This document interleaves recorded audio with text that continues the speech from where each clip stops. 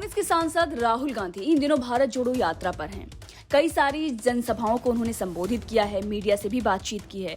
Media से बातचीत करने के दौरान का उनका वीडियो काफी सारा वायरल हो रहा है। भारत जोड़ो यात्रा के दौरान की तस्वीरें भी काफी वायरल हुई। कई बार कांग्रेस बुरी फंसी, कई बार फजीहत हुई, तो कई बार राहुल गांधी की सराहना भी की गई। लेकिन तमाम खबरों के बीच अब एक खबर ये सामने आई है। एक ऐसा सवाल पत्रकार ने राहुल गांधी से पूछा जिसके बाद हर कोई चौंक गया। दरअसल एक तरफ राहुल गांधी ये कहते हैं कि भारत जोड़ो यात्रा जो निकाली गई है वो सिर्फ मोहब्बत बांटने के लिए और लोगों को जोड़ने के लिए निकाली गई है, इसका कोई राजनीतिक मतलब नहीं है। लेकिन दूसरी तरफ राहुल गांधी प्रधानमंत्री बनने की चाह भी रखते हैं।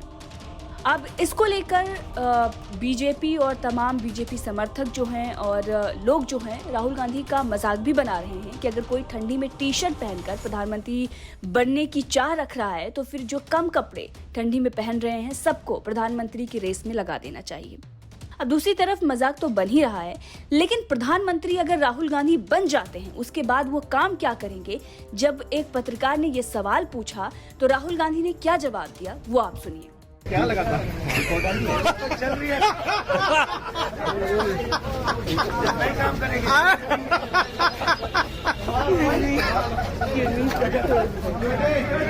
राहुल गांधी ने कहा कि सबसे पहले वो 3 काम करेंगे। इस बारे में बात करते हुए उन्होंने बताया कि पहला काम वो बच्चों को विजन देंगे। जी हाँ, राहुल गांधी ने कहा कि मैं सबसे पहले देश में शिक्षा की संरचना बनाना चाहूंगा।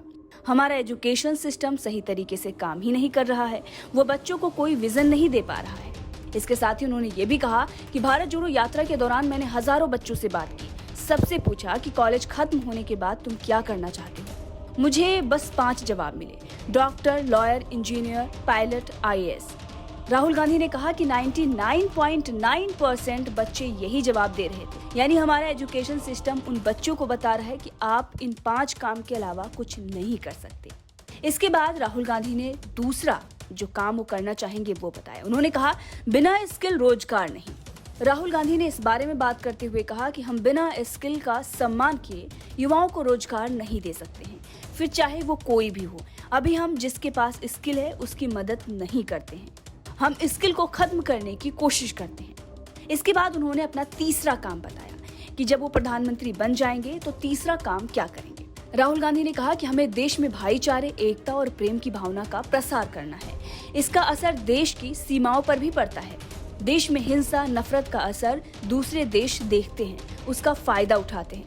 हमारी विदेश नीति बहुत भ्रमित करने वाली है, उससे हमें जबरदस्त नुकसान होगा। मैं कोरोना के समय भी यही कह रहा था। अब आपको बता दें कि ये राहुल गांधी के 3 काम थे जो प्रधानमंत्री बनने के बाद वो करना चाहते हैं। लेकिन ये सवाल राहुल गांधी से पहली बार नहीं पूछा गया है।